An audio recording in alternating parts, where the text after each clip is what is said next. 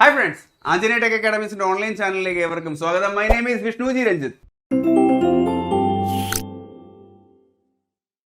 ഇന്ന് നമ്മൾ നോക്കാൻ വേണ്ടി പോകുന്നത് മത്സര പരീക്ഷകളിൽ വളരെ വളരെ വളരെ ഇമ്പോർട്ടന്റ് ആയിട്ടുള്ള ഒരു ടോപ്പിക്കാണ് ഭേദഗതികൾ അല്ലെങ്കിൽ അമെൻമെന്റ്സ്.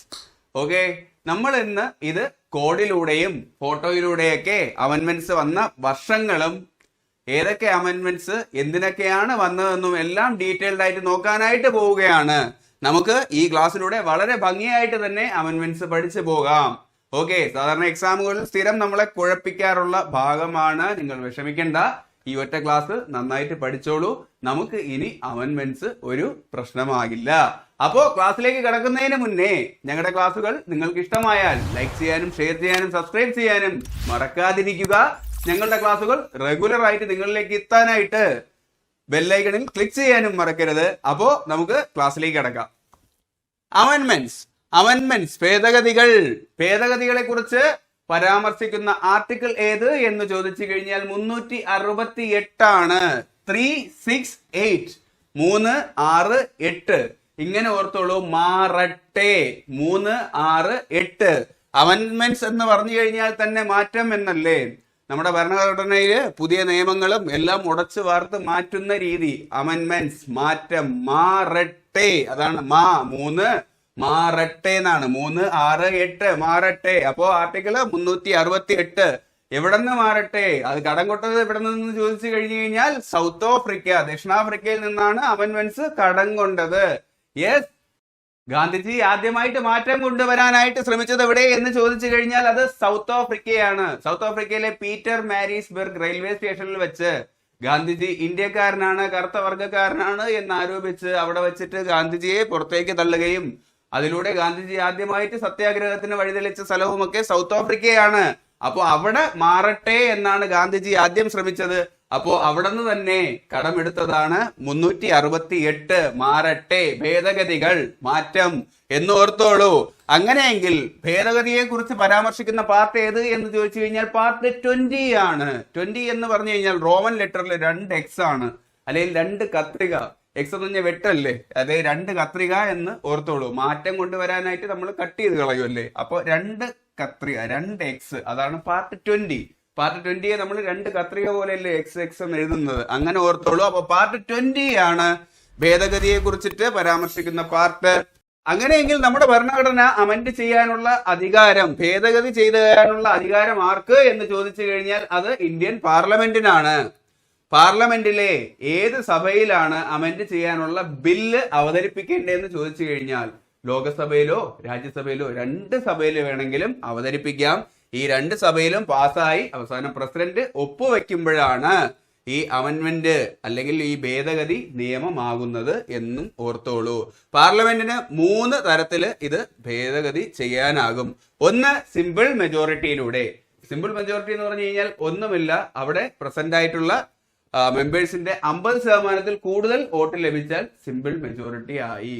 അല്ലേ, എല്ലായിടത്തും അങ്ങനെയല്ലേ. എപ്പോഴും മെജോറിറ്റി കിട്ടുക എന്ന് പറഞ്ഞു കഴിഞ്ഞാൽ 4 വ്യക്തികളാണ് ഉള്ളിടത്ത് നിന്നുണ്ടെങ്കിൽ അതിൽ 2ൽ കൂടുതൽ വ്യക്തികൾ വോട്ട് ചെയ്യുമ്പോഴായിരിക്കും മെജോറിറ്റി വരുന്നത്. 2 എന്ന് പറഞ്ഞു കഴിഞ്ഞാൽ സമാസമമാവും. അതാണ് 50% കൂടുതൽ. അപ്പോ പാർലമെന്റിലെ അംഗങ്ങളുടെ 50% കൂടുതൽ അംഗങ്ങളുടെ വോട്ട് കിട്ടുമ്പോഴാണ് അത് സിമ്പിൾ മെജോറിറ്റി ആവുന്നത്. ഇത് ഈ സ്റ്റേറ്റുകളുടെ രൂപീകരണം അതിനൊക്കെ സിമ്പിൾ മെജോറിറ്റി മതിയാവും. എന്നാൽ സ്പെഷ്യൽ മെജോറിറ്റി, മൊത്തം അംഗസംഖ്യയുടെ 2/3 ഭാഗം വോട്ട് ചെയ്യുമ്പോഴത്തേക്കാണ് സ്പെഷ്യൽ മെജോറിറ്റി ആവുന്നത്. അതിലൂടെ ഭേദഗതി ചെയ്യാൻ പറ്റുന്ന നിയമങ്ങളുണ്ട്. ഈ ജഡ്ജിമാരുടെയും ഹൈക്കോടതി ജഡ്ജിമാരുടെയൊക്കെ ഇംപീച്ച്മെന്റ് അതുമായിട്ടൊക്കെ ബന്ധപ്പെട്ടതൊക്കെ വന്നിട്ട് സ്പെഷ്യൽ മെജോറിറ്റി വേണം. എങ്കിൽ മൂന്നാമത്തേത് special majority plus ratification by half of the state legislative. State ലെജിസ്ലേറ്റീവിലെ 50%-ൽ കൂടുതൽ, മൊത്തം സ്റ്റേറ്റുകളുണ്ടല്ലോ അതിന്റെ ലെജിസ്ലേറ്റീവിലെ 50%-ൽ കൂടുതൽ വോട്ടുകളും വേണം. എന്നാൽ സ്പെഷ്യൽ മെജോറിറ്റിയും കൂടെ വേണം. അതിലൂടെ നടപ്പിലാക്കാൻ പറ്റുന്ന ഭേദഗതിയാണ് മൂന്നാമത്തെ ഭേദഗതി. അപ്പൊ ഇത്രയുമാണ് അമെൻമെന്റ്സിനെ കുറിച്ചിട്ട് നമ്മൾ ആദ്യമായിട്ട് അറിഞ്ഞിരിക്കേണ്ടത്. അല്ലേ, അമെൻമെന്റ്സിനെ കുറിച്ചിട്ട് പരാമർശിക്കുന്ന ആർട്ടിക്കിൾ 368 ആണ്. കടമെടുത്തിരിക്കുന്നത് സൗത്ത് ആഫ്രിക്ക. പാർട്ട് 20. പിന്നെ റൈറ്റ് ടു അമെൻമെന്റ്സ് ആർക്ക് എന്ന് ചോദിച്ചു കഴിഞ്ഞാൽ അമെൻഡ് ചെയ്യാനുള്ള, ഭരണഘടനയെ അമെൻഡ് ചെയ്യാനുള്ള അധികാരം ആർക്ക് എന്ന് ചോദിച്ചു കഴിഞ്ഞാൽ അത് പാർലമെന്റിലാണ്. പാർലമെന്റിലെ ഏത് സഭയിൽ, ലോകസഭയിലോ രാജ്യസഭയിലോ എവിടെ വേണമെങ്കിലും അവതരിപ്പിക്കാം. ഏത് 3 രീതിയിലാണ് അമെന്റ് ചെയ്യാനാവുന്നത്, അത് നമ്മളിവിടെ പറഞ്ഞിട്ടുണ്ട്. അപ്പോ നമുക്ക് ആദ്യത്തെ ഭേദഗതി നോക്കാം. അതിനു മുന്നേ ഒറ്റ കാര്യം കൂടെ നോക്കിയിട്ട് നമുക്ക് അതിലോട്ട് പോവാം. നമ്മൾ പറഞ്ഞു ലോകസഭയും രാജ്യസഭയിലും പാസാക്കിയ ബില്ല് പ്രസിഡന്റ് ഒപ്പുവെച്ച് കഴിഞ്ഞാൽ മാത്രമേ ഭേദഗതി ആകത്തുള്ളൂ. ഓക്കെ, പ്രസിഡന്റിന്റെ ഈ അധികാരം പറയുന്നതാണ് പോക്കറ്റ് വീറ്റോ. പോക്കറ്റ് വീറ്റോയെ കുറിച്ച് പരാമർശിക്കുന്ന ആർട്ടിക്കിൾ ഏത് എന്ന് ചോദിച്ചു കഴിഞ്ഞാൽ 111. ഇങ്ങനെ ഓർത്താൽ മതി. പ്രസിഡന്റ് ഒപ്പുവെച്ചാലല്ലേ ഇത് നിയമമാകത്തുള്ളൂ. പ്രസിഡന്റ് ഒപ്പെന്ന് പറഞ്ഞാൽ 3 വരയാണ് കേട്ടോ, കണ്ടോ, 3 വര, അതായത് 3-1, അതാണ് പോക്കറ്റ് വീറ്റോ. 111. അതിന് തൊട്ട് മുന്നേ 110ാമത്തെ ആർട്ടിക്കിൾ പരീക്ഷയ്ക്ക് സ്ഥിരം ചോദിക്കും. ആ ആർട്ടിക്കിൾ ഏത് എന്ന് ചോദിച്ചു കഴിഞ്ഞാൽ മണി ബില്ലാണ്, മണി ബില്ല്. അതിന് തൊട്ട് ശേഷമുള്ള ആർട്ടിക്കിൾ 112, അതും എക്സാമിന് സ്ഥിരം ചോദിക്കും. ബഡ്ജറ്റിനെ കുറിച്ചിട്ട് പരാമർശിക്കുന്ന ആർട്ടിക്കിൾ ഏത് എന്ന് ചോദിച്ചു കഴിഞ്ഞാൽ 112 ആണ്. ഇങ്ങനെ ഓർത്തോളൂ, മണി പോക്കറ്റിൽ നിന്നും എടുത്ത് ബഡ്ജറ്റിലേക്ക് ഇട്ടു. 110, 111, 112. ഓക്കെ, പോക്കറ്റ് വീറ്റോ 111 ആണ്. പ്രസിഡന്റ് ഒപ്പ് 3 വര. അപ്പൊ അതിന് മുന്നേ ഉള്ളത് ബഡ്ജറ്റ് ആണെന്ന് ഓർത്തിരിക്കാൻ, അതിന് മുന്നേ ഉള്ളത് മണി ബില്ലാണെന്ന് ഓർത്തിരിക്കാൻ. മണി പോക്കറ്റിൽ നിന്ന് എടുത്ത് ബഡ്ജറ്റിലേക്ക് ഇട്ടു. 110, 111, 112. ഓക്കെ അല്ലേ? അങ്ങനെയെങ്കിൽ ഒന്നാം ഭേദഗതി, ഫസ്റ്റ് അമെന്റ്മെന്റ് ഏത് എന്ന് ചോദിച്ചു കഴിഞ്ഞാൽ 1951 ലാൻഡ് റീഫോർമേഷൻ, ഭൂപരിഷ്കരണ ബില്ലാണ് ആ ഒന്നാമത്തെ ഭേദഗതി. 1950 ജനുവരി 26-നാണ് നമ്മുടെ ഭരണഘടന നിലവിൽ വന്നത്. ഓക്കെ, അത് കഴിഞ്ഞ് അടുത്ത വർഷം തന്നെ ഒന്നാമത്തെ അമെന്റ്മെന്റ്, ഒന്നാം ഭേദഗതി വന്നു. അത് നമ്മുടെ ഭൂമിയെ തന്നെ സംബന്ധിച്ചതാണ് എന്ന് ഓർത്തോളൂ. ഇന്ത്യയിലെ ഭൂപരിഷ്കരണത്തിന് വേണ്ടി തന്നെ ആദ്യം മാറ്റിവെച്ചു ലാൻഡ് റീഫോർമേഷൻ. ലാൻഡ് റീഫോർമേഷൻ, ഭൂപരിഷ്കരണം 1951 ഭരണഘടന നിലവിൽ വന്ന് തൊട്ടടുത്ത വർഷം തന്നെ ഒന്നാം ഭേദഗതി, അത് നമ്മുടെ രാജ്യത്തിന്റെ ഭൂമിയെ തന്നെ പരിഷ്കരിച്ചതാണ് എന്ന് ഓർത്തോളൂ. ആദ്യം ഭരണഘടന നിലവിൽ വന്നപ്പോൾ 8 ഷെഡ്യൂളാണ് ഉണ്ടായിരുന്നത്, 8 പട്ടികകൾ. പിന്നെ അതിനുശേഷം ഇന്ന് 12 പട്ടികകളുണ്ട്. അതിലെ 9ാമത്തെ പട്ടികയാണ് ഭൂപരിഷ്കരണം. 9th ഷെഡ്യൂൾ ഏത് എന്ന് ചോദിച്ചാൽ അത് ഭൂപരിഷ്കരണം. നയൻ താരയുടെ ഭൂമി എന്നോർത്തോളൂ. ഷെഡ്യൂൾ പഠിക്കാൻ നമുക്ക് പഠിക്കുമ്പോൾ കോഡൊക്കെ വെച്ച് പഠിക്കാം. ഇപ്പൊ ഞാൻ എളുപ്പത്തിന് പറയുന്നു, നയൻ താരയുടെ ഭൂമി, നയൻ ഭൂമി. യെസ്, 9 ഷെഡ്യൂള് ഭൂപരിഷ്കരണം. അതാണ് ഒന്നാമത്തെ അമെന്റ്മെന്റ്. 1950 ഭരണഘടന വന്നു. അതിന്റെ തൊട്ടടുത്ത വർഷം ഒന്നാമത്തെ അമെന്റ്മെന്റ്, അത് രാജ്യത്തിന്റെ ഭൂമിയെ പരിഷ്കരിച്ചതാണ് എന്നും ഓർത്തോളൂ. അങ്ങനെയെങ്കിൽ അത് കഴിഞ്ഞിട്ട് അടുത്ത അമെന്റ്മെന്റ് വരുന്നത് 1956 7th അമെന്റ്മെന്റ് ആണ്. 7ാമത്തെ അമെന്റ്മെന്റ് 1956 കേരളം നിലവിൽ വന്നത്. കേരളം ഒരു സ്റ്റേറ്റ് ആയിട്ട് നിലവിൽ വന്ന വർഷം ഏതാണ്? 1956 നവംബർ 1 കേരളത്തിൽ എത്ര ജില്ലകളുണ്ട്? 14 ജില്ലകളാണ് കേരളത്തിലുള്ളത്. അത് വെച്ചിട്ട് നമുക്ക് ഓർക്കാം. 1956 14 ജില്ലകൾ കേരളത്തിലുള്ളത് പോലെ തന്നെ ഇന്ത്യയിലെ 14 സ്റ്റേറ്റും 1956 നിലവിൽ വന്നു എന്ന് ഓർത്തോളൂ. ഓക്കെ, ഏത് അമെന്റ്മെന്റിലൂടെ എന്ന് ചോദിച്ചു കഴിഞ്ഞു കഴിഞ്ഞാൽ 14 സ്റ്റേറ്റ് ആണ് ഇന്ത്യയിൽ നിലവിൽ വന്നത്. കേരളത്തിലെ ജില്ലകൾക്ക് തുല്യമായ അത്രയും സ്റ്റേറ്റുകളാണ് വന്നത്. എന്നാൽ ആ 14ന്റെ പകുതിയായിട്ടുള്ള 7th അമെന്റ്മെന്റിലൂടെയാണ് ഈ 14 സ്റ്റേറ്റുകളും ഭാഷാടിസ്ഥാനത്തിൽ ലിംഗ്വിസ്റ്റിക് സ്റ്റേറ്റ്സ് ഇന്ത്യയിൽ രൂപപ്പെട്ടത്. 1956 അടുത്ത അമെന്റ്മെന്റ് വന്നത്. കേരളം രൂപീകരിച്ച വർഷം കേരളത്തിലെ ജില്ലകൾക്ക് തുല്യമായിട്ടുള്ള അത്രയും സ്റ്റേറ്റുകൾ 14 സ്റ്റേറ്റുകൾ വന്നു. എന്നാൽ ആ 14ന്റെ പകുതിയായിട്ടുള്ള 7 എന്ന നമ്പറാണ് അതിന്റെ അമെന്റ്മെന്റ് നമ്പർ ഏത് എന്ന് ചോദിച്ചു കഴിഞ്ഞാൽ 7th അമെന്റ്മെന്റ്. ഓക്കെ അല്ലേ? അങ്ങനെയെങ്കിൽ 1956 കഴിഞ്ഞ് കൃത്യം 5 വർഷം കഴിഞ്ഞപ്പോൾ 1961 മറ്റൊരു സ്റ്റേറ്റ് രൂപീകരിച്ചതല്ല, മറ്റൊരു സ്റ്റേറ്റിനെ ഒരു വിദേശ ശക്തിയുടെ കയ്യിൽ നിന്നും പിടിച്ചു വാങ്ങി ഇന്ത്യ. പോർച്ചുഗീസുകാർ പറങ്കികളുടെ കയ്യിൽ നിന്നും പോടാ പറങ്കി എന്ന് പറഞ്ഞ് ഗോവയെ മോചിതനാക്കി. 1961 56 നിന്നും കൃത്യം 5 വർഷം കഴിഞ്ഞ് അതിൽ ഏത് ഷെഡ്യൂളിലൂടെ എന്ന് പറഞ്ഞു കഴിഞ്ഞാൽ 56 7th ഷെഡ്യൂളിലല്ലേ 14 സ്റ്റേറ്റുകൾ വന്നത്. അതിൽ നിന്നും കൃത്യം 5 വർഷം കഴിഞ്ഞപ്പോൾ 7 നിന്നും വീണ്ടും 5 കൂട്ടി 12th ഷെഡ്യൂളിലാണ് ഗോവയെ വിമോചിതനാക്കിയത്. ഗോവ മാത്രമല്ല, അതിന്റെ തൊട്ടടുത്തുള്ള ദാമൻ ദിയുവിനെയും ഇന്ത്യ വിമോചിതനാക്കി ആര്? പോർച്ചുഗീസുകാരുടെ കയ്യിൽ നിന്നും. ഓക്കെ, അന്ന് ഗോവയും ദാമന്തിയും എല്ലാം വന്നിട്ട് കേന്ദ്രഭരണ പ്രദേശങ്ങളായിരുന്നു. പിന്നെ 1987 ഗോവ സംസ്ഥാനമായി മാറി. അത് നമുക്ക് പഠിക്കാം. ഇന്ത്യയിലെ സംസ്ഥാനങ്ങൾ രൂപീകരിച്ച വർഷത്തിനെ കുറിച്ച് നമ്മൾ കോഡിലൂടെ പഠിച്ചിട്ടുണ്ടായിരുന്നു. ആ ക്ലാസ് കാണുക, ലിങ്ക് ഞാൻ കൊടുത്തേക്കാം. ഓക്കെ, അപ്പോ കൃത്യം 1956 നിന്നും 5 വർഷം കഴിഞ്ഞ് 1961 ഓക്കെ 12ാമത്തെ ഷെഡ്യൂളിലൂടെ ഗോവയും ദാമന്തിയും വിമോചിതനായി. അല്ലേ? 1956 വന്നത് 7th അമെന്റ്മെന്റ് ആണെന്നുണ്ടെങ്കിൽ 5 വർഷം കഴിഞ്ഞപ്പോ വന്നത് 7 നിന്ന് 5 കൂട്ടി 12th ഷെഡ്യൂൾ ആണ്. 12th അമെന്റ്മെന്റിലൂടെയാണ് ഗോവയും ദാമന്തിയും വിമോചിതനായത് പോർച്ചുഗീസുകാരുടെ കയ്യിൽ നിന്നും. ഓക്കെ അല്ലേ? അങ്ങനെയെങ്കിൽ ഇനി നമുക്ക് നോക്കേണ്ടത് 1963 അടുത്ത അമെന്റ്മെന്റ് വരുന്നത് എന്ന് ഓർത്തോളൂ. 1963 വന്ന അമെന്റ്മെന്റ് ഏത് എന്ന് ചോദിച്ചു കഴിഞ്ഞാൽ 13th അമെന്റ്മെന്റ് ആണ്. രണ്ടിലും അറ്റത്ത് 3 ഉണ്ട്. അല്ലെങ്കിൽ ലാസ്റ്റ് 63 നിന്ന് 50 കുറച്ചാൽ 13 കിട്ടൂലേ? അങ്ങനെ വേണമെങ്കിലും ഓർത്തോളൂ. അത് എന്തുമായി ബന്ധപ്പെട്ടെന്ന് ചോദിച്ചു കഴിഞ്ഞാൽ 1963 ഇന്ത്യയുടെ ദേശീയ പക്ഷിയായിട്ട് മയില് ഇന്ത്യയുടെ ദേശീയ പക്ഷിയായത്.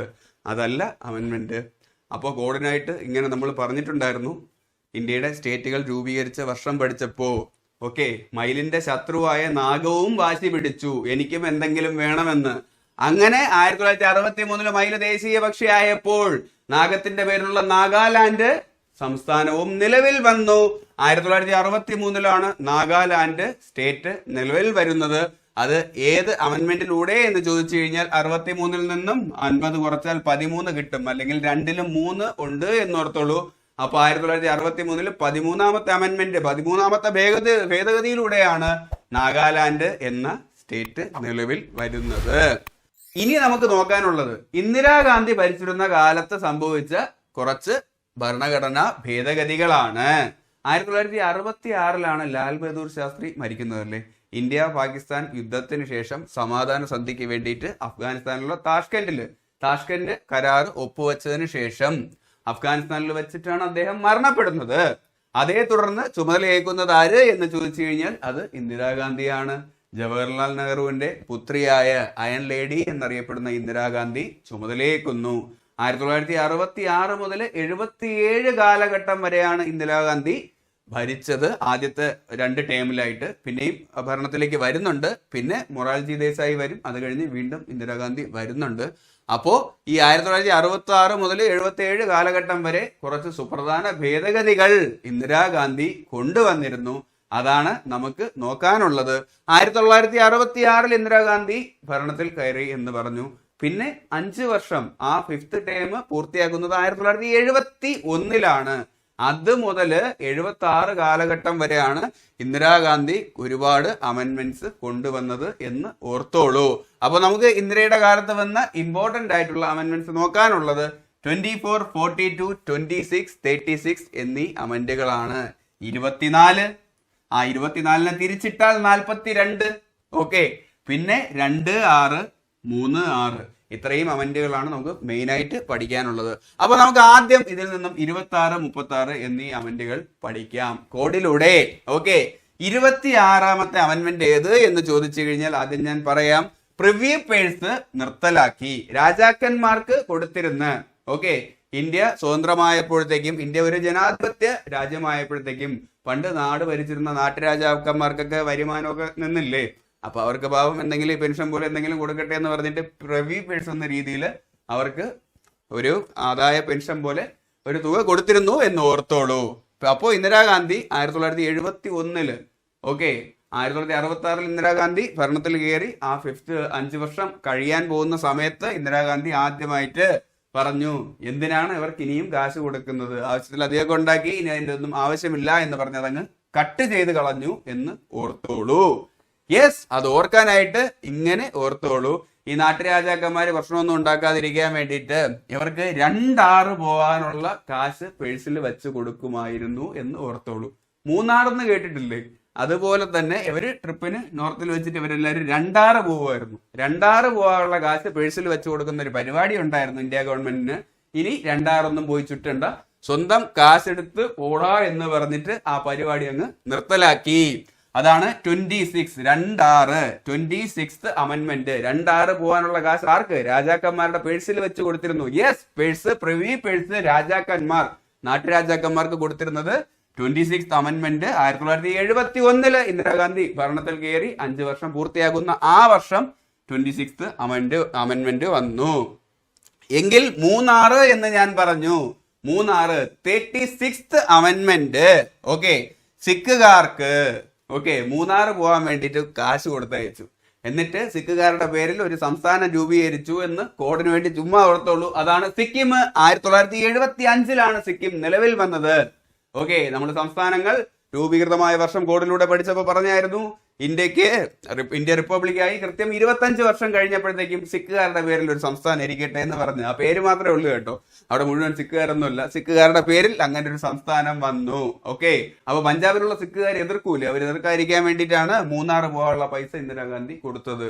അതാണ് 36th അമെന്റ്മെന്റിലൂടെ സിക്കിം നിലവിൽ വന്നത്. 36 പോകാനുള്ള പൈസ മേടിച്ചിട്ടാണ് എന്നോർത്തോളൂ. 36th അമെന്റ്മെന്റ് 1975 സിക്കിം നിലവിൽ വന്നത് 36th അമെന്റ്മെന്റിലൂടെയാണ് 1975. അപ്പൊ 26ഉം 36ഉം ഇന്ദിരാഗാന്ധിയുടെ കാലഘട്ടത്തിലാണ്. 26 രാജാക്കന്മാർക്ക് 26 പോയി സൂചിക്കാനുള്ള പൈസ അങ്ങ് നിർത്തലാക്കി. അതാണ് പേഴ്സിൽ വെച്ച് കൊടുത്തിരുന്ന പ്രിവ്യൂ പേഴ്സ്.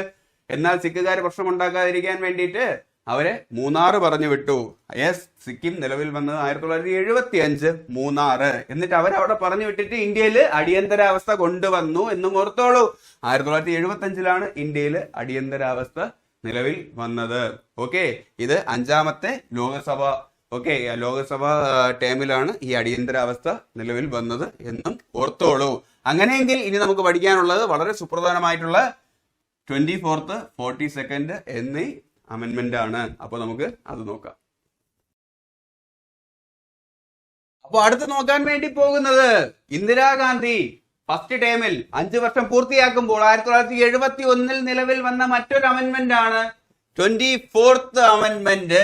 മൗലിക അവകാശം ഉൾപ്പെടെ തിരുത്താനുള്ള അവകാശം പാർലമെന്റിനുണ്ട് എന്ന് ഇന്ദിരാഗാന്ധി അടിവരയിട്ട് ഭേദഗതിയിലൂടെ നിയമമാക്കി എന്ന് ഓർത്തോളൂ. 1971 24ാമത്തെ അമെന്റ്മെന്റ് വന്നു. 1971 മറ്റൊരു കാര്യം വന്നത് എന്താണ്? 26ാമത്തെ അമെന്റ്മെന്റ് 26 പോകാൻ വേണ്ടിയിട്ട് പ്രിവ്യൂ പേഴ്സ് രാജാക്കന്മാർക്കുള്ളത് നിർത്തലാക്കി. അതേ വർഷം 24ാമത്തെ അമെന്റ്മെന്റ് മൗലിക അവകാശം ഉൾപ്പെടെ തിരുത്താനുള്ള അവകാശം പാർലമെന്റിന് തന്നെയാണോ എന്ന് ഇന്ദിരാഗാന്ധി കലിപ്പിൽ പാസാക്കി എന്ന് ഓർത്തോളൂ. അതിനൊരു കാരണമുണ്ട്. 1967 കോടതിയിൽ ഒരു കേസ് വന്നിരുന്നു, ഗോലക്നാഥ് കേസ്. അതിന്റെ വിധിയിൽ സുപ്രീം കോടതി പറഞ്ഞു പാർലമെന്റിന് മൗലിക അവകാശത്തെ തിരുത്താനുള്ള അവകാശം ഇല്ല എന്ന് സുപ്രീം കോടതി പറഞ്ഞു. അതിനുള്ള ഒരു അവകാശവും പാർലമെന്റിന് ഇല്ല. അത് ഇന്ദിരാഗാന്ധിക്ക് അത്ര ഇഷ്ടപ്പെട്ടില്ല എന്ന് ഓർത്തോളൂ. 1966 ഇന്ദിരാഗാന്ധി ഭരണത്തിലേറുന്നത്. ജസ്റ്റ് 1 വർഷമല്ലേ ആയുള്ളൂ. ഇന്ദിരാഗാന്ധി വെയിറ്റ് ചെയ്തു, പണി തരാം ഇപ്പോഴല്ല എന്ന് പറഞ്ഞിട്ട് 5 വർഷം കഴിഞ്ഞ് ആ ടേം കഴിയാറായപ്പോഴത്തേക്കും ഇന്ദിരാഗാന്ധി അമെന്റ്മെന്റിലൂടെ ഭേദഗതി തന്നെ അങ്ങ് പാസാക്കി. മൗലിക അവകാശം ഉൾപ്പെടെ തിരുത്താനുള്ള അവകാശം പാർലമെന്റിന് തന്നെ ഉണ്ട്. അപ്പൊ ആ കേസ് ഓർത്തോളൂ, ഗോലക്നാഥ് കേസ്. 1967 ഇന്ദിരാഗാന്ധി ഭരണത്തിലേറി തൊട്ടടുത്ത വർഷം ഗോലക്നാഥ് കേസ് വന്നു. ഗോലക്നാഥിന്റെ അടുത്ത് പറഞ്ഞു നീ ഘോരഘോരം സംസാരിച്ചിട്ടൊന്നും കാര്യമില്ല. സുപ്രീം കോടതി പറഞ്ഞു മൗലികാവകാശം ഒന്നും പാർലമെന്റിന് തിരുത്താൻ പറ്റില്ല. അത് കഴിഞ്ഞിട്ട് 5ാമത്തെ വർഷം കഴിഞ്ഞപ്പോൾ 1971 ഇന്ദിരാഗാന്ധി ഭേദഗതി പാസാക്കി. മൗലിക അവകാശം പാർലമെന്റിന് തന്നെയാണ് തിരുത്താനുള്ള അവകാശം എന്ന്.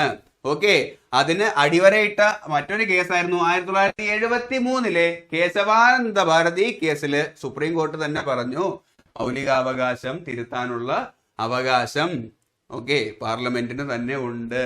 71 24ാമത്തെ ഭേദഗതി ഇന്ദിരാഗാന്ധി പാസാക്കി.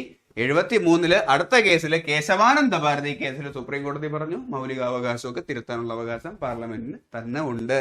അതുമാത്രമല്ല, ആമുഖം ഭരണഘടനയുടെ ഭാഗമാണ് എന്ന് പറഞ്ഞതും കേശവാനന്ദ ഭാരതി കേസ്.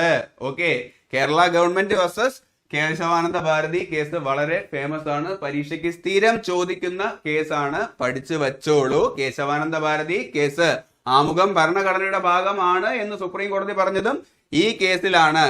അത് മാത്രമല്ല, കേശവാനന്ദ ഭാരതി കേസിൽ സുപ്രീം കോടതി മറ്റൊരു കാര്യം കൂടെ പറഞ്ഞു. ഭരണഘടനയുടെ ഘടനയിൽ മാറ്റം വരാതെ വേണം മൗലികാവകാശങ്ങളായാലും എന്തായാലും തിരുത്താൻ. ഭരണഘടനയുടെ ഘടനയിൽ മാറ്റം വരാൻ പാടില്ല എന്നും സുപ്രീം കോടതി കേശവാനന്ദ ഭാരതി കേസിൽ പറഞ്ഞു.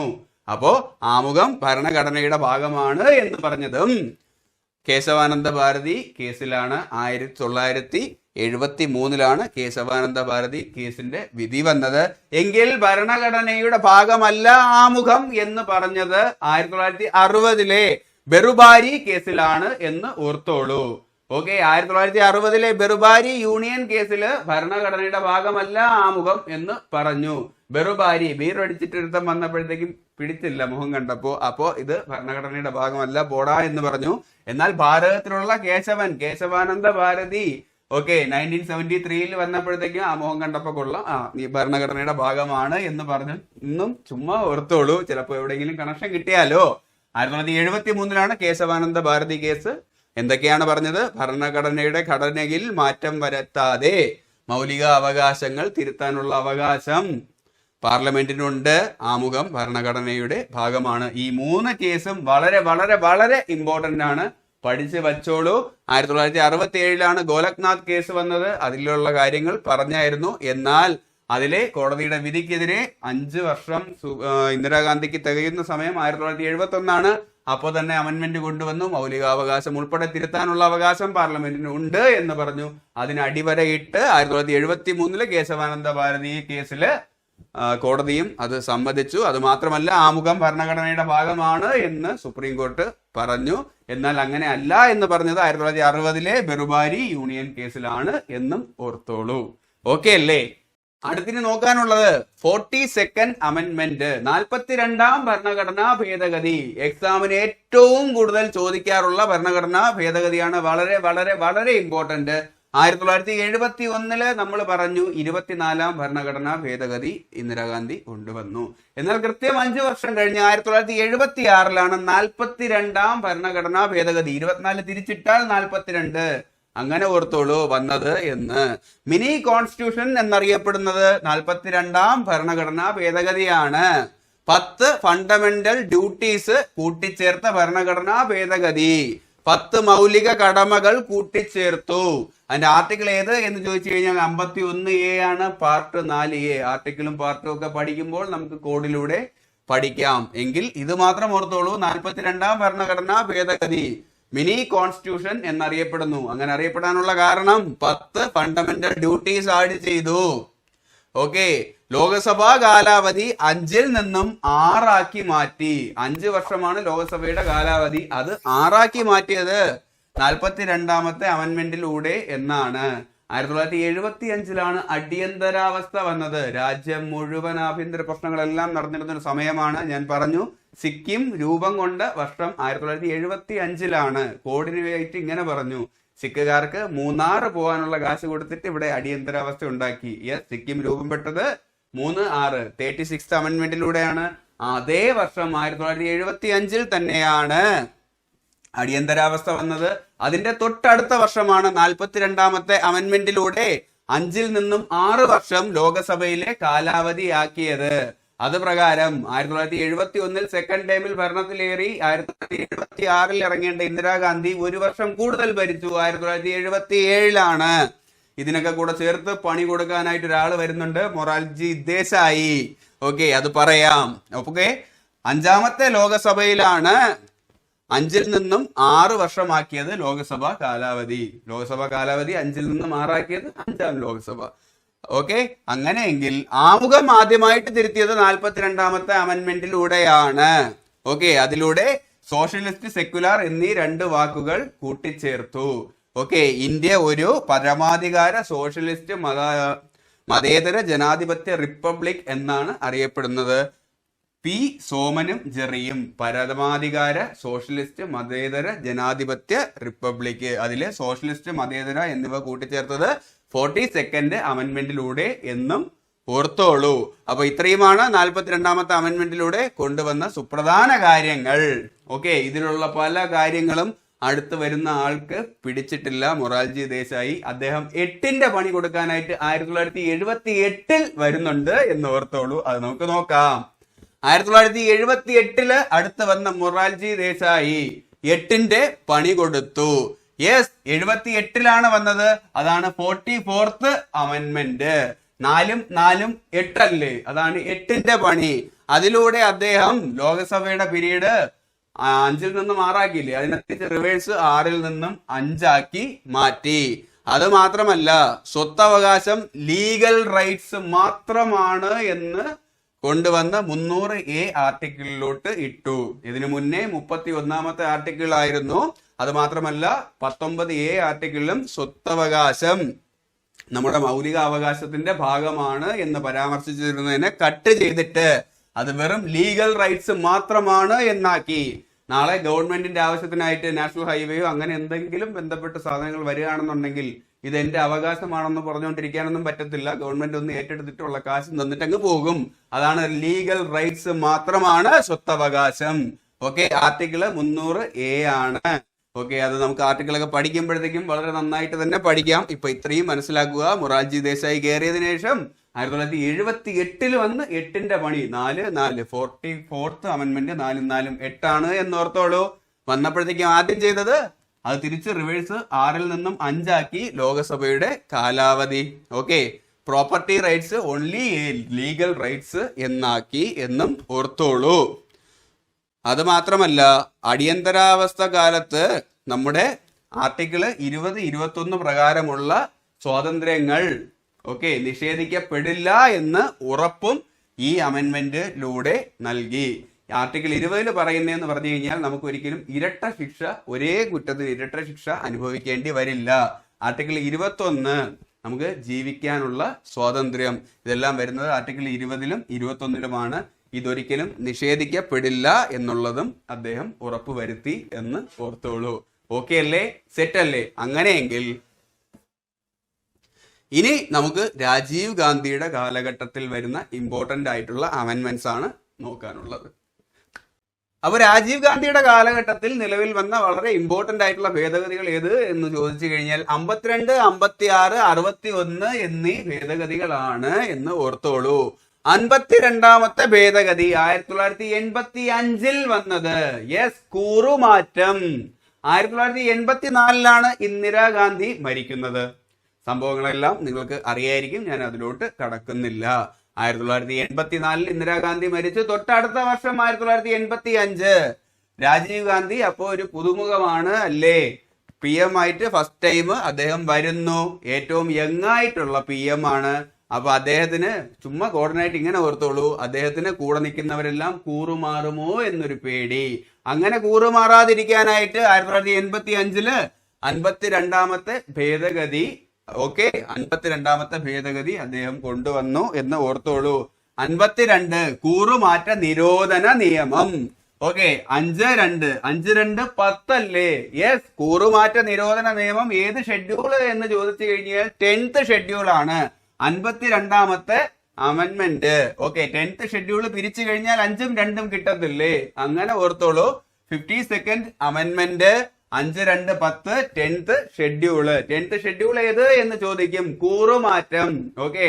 ഞാൻ മുന്നേ കോഡിന് വേണ്ടി ഓർത്ത് വെച്ചിരുന്നത് ഇങ്ങനെയാണ്, ടെൻഡുൽക്കർ കൂറുമാറി എന്നാണ്. ടെൻഡുൽക്കർ അല്ലെ? ടെൻഡുൽക്കർ കൂറുമാറി. അതിലെ 10-ലുണ്ടല്ലോ, ടെൻഡുൽക്കറിന്റെ ഒരു 10 ഉണ്ടല്ലോ, കൂറുമാറി എന്നും ഓർത്തോളൂ. 9th ഷെഡ്യൂൾ ചോദിച്ചാൽ നയൻ താരയുടെ ലാൻഡ്, നയൻ താരയുടെ ഭൂമി. അങ്ങനെയെങ്കിൽ 9ാമത്തെ ഷെഡ്യൂള് ഭൂപരിഷ്കരണം. നയൻ താരയുടെ ഭൂമി, നയൻ താരയുടെ ഭൂമി എന്നാണ് ഓർത്തത്. 10th ഷെഡ്യൂൾ ആണെന്നുണ്ടെങ്കിൽ കൂറുമാറ്റ നിരോധനം, ടെൻഡുൽക്കർ. 11 12 എന്നുള്ളത് PM എന്ന് ഓർത്തോളൂ. 11 ആണെന്നുണ്ടെങ്കിൽ പഞ്ചായത്ത് രാജ്, 12 M മുനിസിപ്പാലിറ്റി. അപ്പോ 52nd അമെൻമെന്റിലൂടെ 1985 ഇന്ദിരാഗാന്ധി മരിച്ച അടുത്ത വർഷം 10th ഷെഡ്യൂള് 5 2 10 10th ഷെഡ്യൂളിലൂടെ കൂറുമാറ്റ നിരോധന നിയമം കൂട്ടിച്ചേർത്തു എന്നോർത്തോളൂ. അങ്ങനെയെങ്കിൽ രാജീവ് ഗാന്ധിയുടെ കാലഘട്ടത്തിൽ വന്നത് 1987 വന്ന 56ാമത്തെ അമെൻമെന്റ് ഏത് എന്ന് ചോദിച്ചു കഴിഞ്ഞാൽ ഗോവ സംസ്ഥാന രൂപീകരണം. 1961 നമ്മൾ പറഞ്ഞു 12ാമത്തെ ഭേദഗതിയിലൂടെ ഗോവയെ പോർച്ചുഗീസുകാരുടെ കയ്യിൽ നിന്നും പിടിച്ചെടുത്തു, ഗോവയെയും ദാമൻ ദിയുവിനെയും. എന്നാൽ 1987 ഗോവ സംസ്ഥാനം നിലവിൽ വരുന്നത് 56ാമത്തെ ഭേദഗതിയിലൂടെ. കേരളം നിലവിൽ വന്നത് 1956 അല്ലേ? അതിലുള്ള അവസാനത്തെ 56 എടുക്കൂ. മിനി ഗോവ എന്നറിയപ്പെടുന്നത് കേരളത്തിലെ ഒരു സ്ഥലമായ വർക്കലയല്ലേ? ഗോവയ്ക്കും കേരളത്തിനും ധാരാളം സിമിലാരിറ്റീസ് ഉണ്ട്. ധാരാളം നല്ല നല്ല ബീച്ചും ഭൂപ്രകൃതിയൊക്കെ ഓൾമോസ്റ്റ് ഒരുപോലെയാണ്.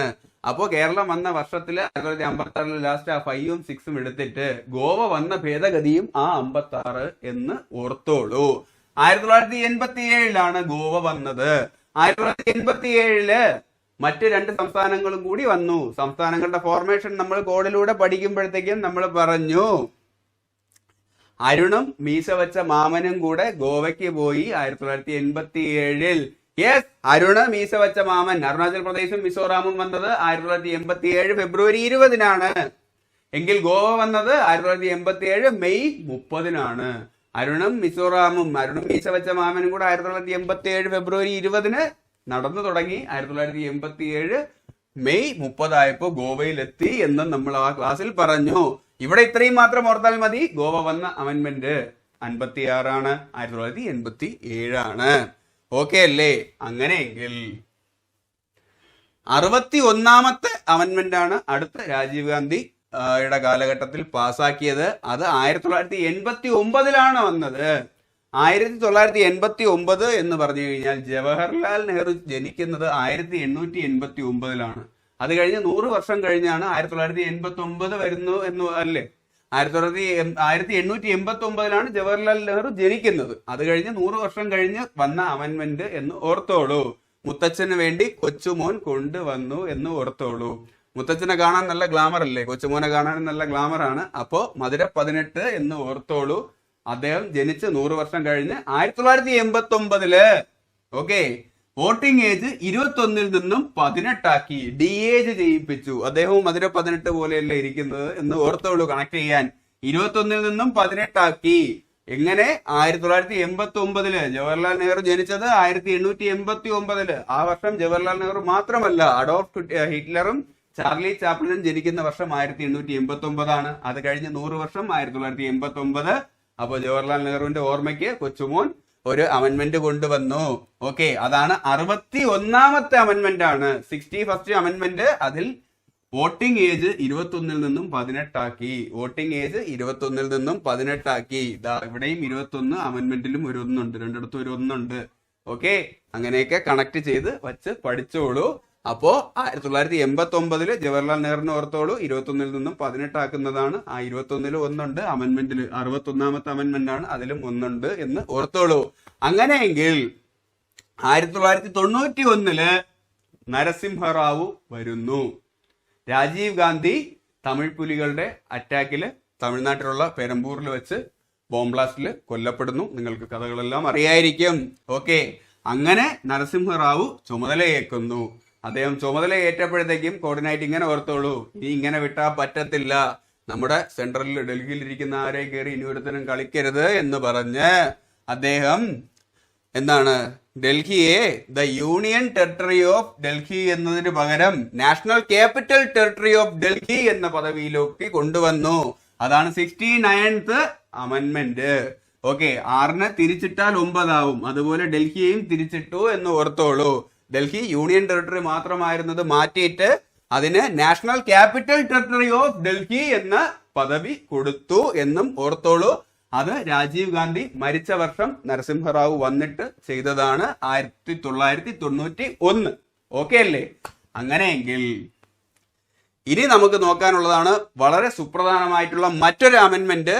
1992 വന്ന 73, 74 എന്നീ അമെൻമെന്റുകളാണ്. ഓക്കെ, പഞ്ചായത്ത് രാജ്, മുനിസിപ്പാലിറ്റീസ് എന്നിവ വന്നത് 73ാമത്തെയും 74ാമത്തെയും അമെൻമെന്റ് 1992 നിലവിൽ വന്നത്. ഓക്കെ, ഓർക്കാൻ എളുപ്പത്തിന് വേണ്ടിയിട്ട് ഇങ്ങനെ ഓർത്തോളൂ. 1992 എന്ന് എഴുതിയിട്ട് അതിന്റെ തുടർച്ചയായിട്ടുള്ള 3ഉം 4ഉം അങ്ങടുത്ത് എഴുതുക. ഓക്കെ, ആ 92, 3, 4 വന്ന സംഭവങ്ങളാണ് ഇനി പറയാനുള്ളത്. 1992 വന്ന ഒരു കാര്യം national women's commission. Okay, national commissions for women's, ദേശീയ വനിതാ കമ്മീഷൻ നിലവിൽ വന്നു 1992. അതിന് തൊട്ടടുത്തുള്ള 3 ഏത് എന്ന് ചോദിച്ചു കഴിഞ്ഞാൽ അത് 73 എന്ന് ഓർത്തോളൂ. പഞ്ചായത്തി രാജ്. അതിന് തൊട്ടടുത്തുള്ള 4 എന്ന് പറഞ്ഞു കഴിഞ്ഞാൽ 74. മുനിസിപ്പാലിറ്റി 73, 74 മുനിസിപ്പാലിറ്റിയുടെയും 73 പഞ്ചായത്തി രാജിന്റെ ഭേദഗതി. ഓക്കെ, 74 മുനിസിപ്പാലിറ്റിയുടെ ഭേദഗതി. ഓക്കെ, ഇതിന് രണ്ടിനും ഭരണഘടനാ സ്റ്റാറ്റസ് കിട്ടുന്നത് ഈ ഭേദഗതിയിലൂടെ ആണ് എന്നും ഓർത്തോളൂ. അപ്പോ 92, അത് കഴിഞ്ഞ് 3, 4, 73, 74 എന്ന് ചേർത്തോളൂ. വനിതാ പഞ്ചായത്ത് മുനിസിപ്പാലിറ്റി, വനിതാ PM എന്ന് ഓർത്തോളൂ. ഓക്കെ അല്ലേ? സെറ്റ് അല്ലേ? അപ്പോ ഇനി നമുക്ക് നോക്കാനുള്ളത് ഈ പഞ്ചായത്ത് രാജ് മുനിസിപ്പാലിറ്റി ഞാൻ പറഞ്ഞു ഏത് ഷെഡ്യൂൾ ആണെന്ന് ചോദിച്ചു കഴിഞ്ഞാൽ 11, 12 ആണ്. 11 പഞ്ചായത്ത്, 12 മുനിസിപ്പാലിറ്റി, 11, 12 PM എന്ന് വേണമെങ്കിലും ഓർത്തോളൂ. ഓക്കെ, അപ്പോ നമുക്ക് അടുത്തതിലേക്ക് പോവാം. അപ്പൊ അടുത്ത് നോക്കാനുള്ള വളരെ വളരെ ഇമ്പോർട്ടന്റ് ആയിട്ടുള്ള മറ്റൊരു ഭരണഘടനാ ഭേദഗതിയാണ് 86th അമെൻമെന്റ് 2002. Okay, APJ Abdul Kalam, മഹാനായ പ്രസിഡന്റ്, അദ്ദേഹത്തിന്റെ കാലഘട്ടത്തിൽ വന്ന അമെൻമെന്റ് ആണ് 86th അമെൻമെന്റ്. അടൽ ബിഹാരി വാജ്പേയി ആയിരുന്നു അപ്പോഴത്തെ പ്രൈം മിനിസ്റ്റർ. അപ്പോ APJ അബ്ദുൽ കലാമിന്റെ കാലഘട്ടത്തിൽ വന്നു കഴിഞ്ഞാൽ അതിൽ എന്തെങ്കിലും ഒരു പ്രത്യേകത കാണത്തില്ലേ? യെസ്, വിദ്യാഭ്യാസവുമായി ബന്ധപ്പെട്ട പ്രത്യേകതയാണ്. 6 മുതൽ 14 വയസ്സ് വരെ ഉള്ള കുട്ടികൾക്ക് വിദ്യാഭ്യാസം ഫണ്ടമെന്റൽ റൈറ്റ്സിൽ ഉൾപ്പെടുത്തി. ഓക്കെ, ഇത് ആർട്ടിക്കിൾ ആണെന്നുണ്ടെങ്കിൽ 51A Kയിലാണ് ഉൾപ്പെടുത്തിയത്.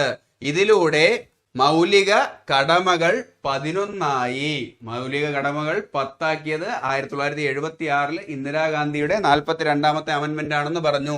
എന്നാൽ 2002 വന്ന 86ാമത്തെ അമെൻമെന്റിലൂടെ മൗലിക കടമകൾ 11ആയിട്ട് കൂട്ടിച്ചേർത്തു. 6 മുതൽ 14 വയസ്സ് വരെ ഉള്ള കുട്ടികൾക്ക് പഠിക്കാനുള്ള അവകാശം അത് പേരൻസിന്റെ ഡ്യൂട്ടി കൂടിയാണ് എന്നാണ് ഇതിൽ പറയുന്നത്. ഇത് നിലവിൽ വരുന്നത് 2010 ഏപ്രിൽ 1 അപ്പോൾ നിങ്ങൾക്ക് എല്ലാവർക്കും അറിയായിരിക്കും. ഇതിന് കൂടുതൽ എക്സ്പ്ലനേഷൻ തരണമെന്ന് എനിക്ക് അറിയില്ല. 2002 86ാമത്തെ അമെൻമെന്റ് പരീക്ഷയ്ക്ക് സ്ഥിരം ചോദിക്കാറുള്ള ക്വസ്റ്റ്യൻ ആണ്. ഓക്കെ, അങ്ങനെയെങ്കിൽ 89ാമത്തെ അമെൻമെന്റ് 2003 SC/ST കമ്മീഷൻ സെപ്പറേറ്റ് ആക്കി എന്ന് പഠിച്ചോളൂ. SC കഴിഞ്ഞാൽ നമുക്ക് സ്വാഭാവികമായിട്ടും SC/ST എന്നല്ലേ പറയുന്നത്. അതുപോലെ തന്നെ അമെൻമെന്റും 8, 9 തൊട്ടടുത്തടുത്ത നമ്പറാണ്. 8, 9 SC/ST അങ്ങനെ ഓർത്ത് വെച്ചോളൂ. അപ്പൊ പറഞ്ഞോളൂ 8, 9 SC/ST അങ്ങനെ ഓർത്തോളൂ. 89th അമെൻമെന്റ് 2003 SC/ST സെപ്പറേറ്റ് കമ്മീഷൻ ആക്കി. ഇനി നമുക്ക് പഠിക്കാനുള്ളത് നരേന്ദ്രമോദിയുടെ വരവിന് ശേഷമുള്ള അമെൻമെന്റുകളാണ്. അദ്ദേഹം ചുമതലയേക്കുന്നത് 2014 2014 അദ്ദേഹം ചുമതലയേക്കുമ്പോഴത്തേക്കും അമെൻമെന്റ് ഓൾമോസ്റ്റ് സെഞ്ചുറിക്ക് അടുപ്പിച്ചെത്തി എന്ന് ഓർത്തോളൂ. അപ്പൊ 99ാമത്തെ അമെൻമെന്റ് ആണ് അദ്ദേഹം ഭരണത്തിലേറി ആദ്യം ബില്ല് കൊണ്ടുവരുന്നത്. അദ്ദേഹം ആദ്യം കയറി കൈവച്ചത് സുപ്രീം കോർട്ടിൽ തന്നെയാണ്. സുപ്രീം കോർട്ടിൽ പോയിട്ട് അദ്ദേഹം എന്താണ് NJAC ബില്ലാണ് കൊണ്ടുവന്നത്, national judicial appointment commission bill. Supreme കോടതിയിൽ അതുവരെ ജഡ്ജസിനെ സെലക്ട് ചെയ്യുന്നത് മെമ്മോറാണ്ടം ഓഫ് പ്രൊസീജിയർ എന്ന രീതിയിലാണ്. അതിനെ മാറ്റിയിട്ട് നാഷണൽ ജുഡീഷ്യൽ അപ്പോയിന്റ്മെന്റ് കമ്മീഷൻ കൊണ്ടുവരാൻ വേണ്ടിയിട്ട് നോക്കി.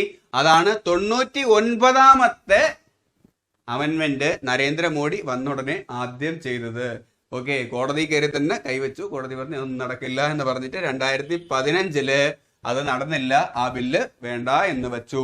എങ്കിൽ തൊട്ടടുത്ത് അദ്ദേഹം കൊണ്ടുവന്നത് 100ാമത്തതാണ്. വളരെ വിപ്ലവകരമായിട്ടുള്ള ഒരു അമെൻമെന്റ് ആണ്. ഇന്ത്യ ബംഗ്ലാദേശ് ലാൻഡ് ബോർഡറിൽ അങ്ങോട്ടും ഇങ്ങോട്ടുള്ള അതിർത്തി പ്രശ്നങ്ങളെല്ലാം മാറ്റി. അവിടെയുള്ള കൃത്യമായിട്ട് വേർതിരിച്ച് അവിടെയുള്ള ജനങ്ങൾക്കൊക്കെ ഇന്ത്യയാണോ ബംഗ്ലാദേശിയാണോ എന്നുള്ള കൃത്യമായിട്ട് ഐഡന്റിറ്റി കിട്ടിയ ഒരു ബില്ല് ആണ് എന്ന് ഓർത്തോളൂ. 2015 നിലവിൽ വന്നത്. ഇന്ത്യ ബംഗ്ലാദേശ് ലാൻഡ് ബോർഡറിലുള്ള ഇഷ്യൂസ് മാറ്റിയ ബില്ലാണ് 100ാമത്തെ അമെൻമെന്റ്. എങ്കിൽ 101ാമത്തെ അമെൻമെന്റ് ഏത് എന്ന് ചോദിച്ചു കഴിഞ്ഞാൽ അതും മറ്റൊരു സുപ്രധാനമായിട്ടുള്ള അമെൻമെന്റ് ആണ്. GST 2017 നിലവിൽ വന്നത്. 99, 100, 101 എന്നീ അമെൻമെന്റുകൾ കോഡിലൂടെ ഇങ്ങനെ പഠിച്ചോളൂ. സുപ്രീം കോടതിയിൽ പോയി ബംഗ്ലാദേശിയെ കൊണ്ട് ടാക്സ് അടപ്പിച്ചു എന്ന് ഓർത്തോളൂ. 99 സുപ്രീം കോർട്ടിൽ പോയിട്ട് എന്താ കൊണ്ടുവന്നത്? NJAC കൊണ്ടുവരാനായിട്ട് നോക്കി. നാഷണൽ ജുഡീഷ്യൽ അപ്പോയിന്റ്മെന്റ് കമ്മീഷൻ കൊണ്ടുവരാനായിട്ട് നോക്കി. എന്തിന് ബദലായിട്ട്? Memorandum of procedure. സുപ്രീം കോടതിയിലെ ജഡ്ജസിനെയൊക്കെ സെലക്ട് ചെയ്യുന്ന രീതി മാറ്റിയിട്ട് പുതിയൊരു സാധനം കൊണ്ടുവരാനായിട്ട് നോക്കി. അപ്പോൾ പറഞ്ഞു പറ്റില്ല മോനെ എന്ന് 2015 സുപ്രീം കോടതി പറഞ്ഞു. അതേ തുടർന്ന് 100th അമെന്റ്മെന്റ് എന്ന് പറഞ്ഞു കഴിഞ്ഞാൽ എങ്കിൽ ബംഗ്ലാദേശും ഇന്ത്യയും തമ്മിലുള്ള ലാൻഡിന്റെ പ്രശ്നം പരിഹരിക്കാം. അപ്പൊ അത് പോയി ചെയ്യാൻ പറഞ്ഞപ്പോൾ അത് വളരെ വിപ്ലവാത്മകമായിട്ടുള്ളൊരു അമെന്റ്മെന്റ് ആയിരുന്നു. ബംഗ്ലാദേശ് ഇന്ത്യ ലാൻഡ് ബോർഡർ അതിലുള്ള പല പ്രശ്നങ്ങളും പരിഹരിച്ചു. അതാണ് 100th അമെന്റ്മെന്റ് 2015. 2014 കഴിഞ്ഞ് തൊട്ടടുത്ത വർഷമാണ് ഇത് വരുന്നത്. എന്നാൽ 101ാമത്തെ അമെന്റ്മെന്റ് വരുന്നത് 2017 GST. അതാണ് ബംഗ്ലാദേശികളെ കൊണ്ട് ടാക്സ് അടപ്പിച്ചു. സുപ്രീം കോടതിയിൽ പോയി ബംഗ്ലാദേശികളെ കൊണ്ട് ടാക്സ് അടപ്പിച്ചു. 99, 100, 101 GST വന്നു. Goods and service tax 2017 last ഒരു 7 ഉണ്ടല്ലോ, ആ എസ് ആണ് ഈ എസ് എന്ന് ചുമ്മാ ഓർത്തോളൂ. കണക്ട് ചെയ്യാൻ പറ്റുമെന്ന് എനിക്കറിയില്ല. GST 2017 101ാമത്തെ അമെന്റ്മെന്റ് ആണ്. അല്ലെങ്കിൽ 101 രൂപയാണ് GST കൊടുത്തതെന്നും ഓർത്തോളൂ. 101ാമത്തെ അമെന്റ്മെന്റ് ആണ് GST. അപ്പൊ 102, 103, 104 പറയാനുള്ളത് ഓക്കെ, പിന്നോക്ക്, മുന്നോക്ക്, ആംഗ്ലോ ഇന്ത്യൻ എന്ന് കോഡിലൂടെ ഓർത്തോളൂ. നമുക്ക് കണക്ട് ചെയ്യാം. 102 പിന്നോക്ക എന്ന് ഞാൻ പറഞ്ഞു. National commission for backward classes അതാണ് പിന്നോക്ക. Okay, national commission for backward classes നിലവിൽ വന്നു. ഓക്കെ, ബാക്ക്വേർഡ് ക്ലാസസിലുള്ളവർക്ക് വിദ്യാഭ്യാസത്തിനുള്ള മുന്നേറ്റത്തിനും മറ്റും എന്ന ലക്ഷ്യത്തിലൂടെയാണ് national commission for backward classes 2018 നിലവിൽ വന്നത്. 101ാമത്തെ ഭേദഗതി വന്നത് 2017, 102 വരുന്നത് 2018, 103 2019, 104 2020 അങ്ങനെ ഓർഡറിലാണ് വരുന്നത്. അപ്പോ 102, 103, 104 പിന്നോക്ക്, മുന്നോക്ക്, ആംഗ്ലോ ഇന്ത്യൻ എന്ന് ഓർത്തോളൂ. അപ്പോ 102 national commission for backward classes. അങ്ങനെയെങ്കിൽ 2019 103 വരുന്നു. അത് മുന്നോക്ക എന്ന് പറഞ്ഞല്ലോ. EWS എക്കണോമിക്കൽ വീക്കർ സെക്ഷൻ ആയിട്ടുള്ള അതിലെ മുന്നോക്കത്തിലുള്ള ആൾക്കാരും എന്ന് കോൺസ്റ്റിറ്റ്യൂഷനിൽ പറയപ്പെടുന്നവരുടെ 10% റിസർവേഷൻ അവർക്കും കിട്ടും, എല്ലാവർക്കും കിട്ടും. ഓക്കെ, അങ്ങനെ പിന്നോക്ക മുന്നോക്ക ഒന്നുമില്ല. കോൺസ്റ്റിറ്റ്യൂഷനിൽ പറഞ്ഞത് കൊണ്ട് നമുക്ക് പഠിക്കാൻ വേണ്ടിയിട്ട് കണക്ട് ചെയ്തു എന്നേ ഉള്ളൂ. അപ്പോ 10% റിസർവേഷൻ എക്കണോമിക്കൽ വീക്കർ സെക്ഷന് കിട്ടും. കോൺസ്റ്റിറ്റ്യൂഷനിൽ പറയുന്നതിൽ വന്നിട്ട് മുന്നോക്കത്തിലുള്ള ആൾക്കാർക്കും ആദ്യമായിട്ട് സംവരണം കിട്ടുന്നത് ഇതുവഴിയാണ്. 103. ഓക്കെ, എങ്കിൽ 104 ഞാൻ പറഞ്ഞത് ആംഗ്ലോ ഇന്ത്യൻ എന്നാണ്. ആംഗ്ലോ ഇന്ത്യൻസിന് ലോകസഭയിലും സ്റ്റേറ്റ് ലെജിസ്ലേറ്റീവിലും ഒക്കെ ഉണ്ടായിരുന്ന ഒരു സീറ്റ് റിസർവേഷൻ ഒക്കെ ഉണ്ടല്ലോ, അതിനെടുത്ത് കളഞ്ഞു 104. അത് മാത്രമല്ല SC ST വിഭാഗക്കാർക്ക് അതിനുള്ള സ്റ്റേറ്റ് ലെജിസ്ലേറ്റീവിലും ലോക്സഭയിലൊക്കെ ഉള്ള റിസർവേഷൻ അവർക്ക് 10 വർഷം നീട്ടിക്കൊടുത്തു. ആംഗ്ലോ ഇന്ത്യൻസിന് എടുത്ത് കളഞ്ഞു, അവർക്ക് 10 വർഷം നീട്ടിക്കൊടുത്തു. അത് 104ാമത്തെ അമെന്റ്മെന്റ് ആണ്. ഓക്കെ, 102, 103, 104 ഈ ഓർഡറിൽ പഠിക്കുക. പിന്നോക്ക, മുന്നോക്ക, ആംഗ്ലോ ഇന്ത്യൻസിന് എടുത്ത് കളഞ്ഞപ്പോ SC STയിലുള്ളവർക്ക് 10 വർഷത്തേക്ക് കൂടുതൽ കൊടുത്തു എന്ന് ഓർത്തോളൂ. ഇത് വരുന്ന ഓർഡർ എന്ന് പറഞ്ഞു കഴിഞ്ഞാൽ 101 മുതൽ 104 വരെ. 101 2017 GST, 102 ബാക്ക്വേർഡ് ക്ലാസ് 2018 വരുന്നത്. അവരുടെ കമ്മീഷൻ EWS 103 അത് 2019 വരുന്നത്. പിന്നെ 104 ആംഗ്ലോ ഇന്ത്യൻസിന്റെ റിസർവേഷൻ എടുത്ത് കളഞ്ഞു, SC STക്ക് 10 വർഷത്തേക്ക് നീട്ടി. അത് 104 2020 വരുന്നത്. ഓക്കെ അല്ലേ? അപ്പോ ഇനി നോക്കാനുള്ള 106ാമത്തെ അമെന്റ്മെന്റ് ആണ്. 2023 വന്ന 106ാമത്തെ അമെന്റ്മെന്റ് ആണ്. സ്ത്രീകൾക്ക് 1/3 സംവരണം ലോക്സഭയിലും സ്റ്റേറ്റ് ലെജിസ്ലേറ്റീവിലും കേന്ദ്രഭരണമായ ഡൽഹിയിൽ ഉൾപ്പെടെ നൽകുന്നത്.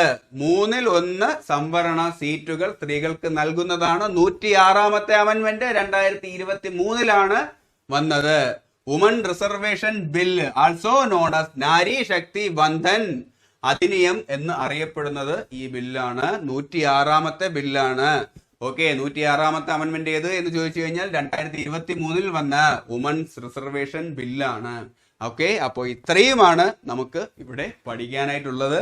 നിങ്ങൾക്ക് ഈ ക്ലാസ് മനസ്സിലായിട്ടുണ്ട് എന്ന് ഞാൻ പ്രതീക്ഷിക്കുന്നു. നിങ്ങളുടെ അഭിപ്രായം എന്താണെങ്കിലും കമന്റ് ബോക്സിൽ രേഖപ്പെടുത്തുക. ക്ലാസ് ഇഷ്ടമായാൽ ലൈക്ക് ചെയ്യാനും ഷെയർ ചെയ്യാനും സബ്സ്ക്രൈബ് ചെയ്യാനും മറക്കരുത്. നിങ്ങളുടെ സപ്പോർട്ടാണ് എനിക്കുള്ള പ്രചോദനം. പഠിക്കൂ പഠിച്ചുകൊണ്ടിരിക്കൂ.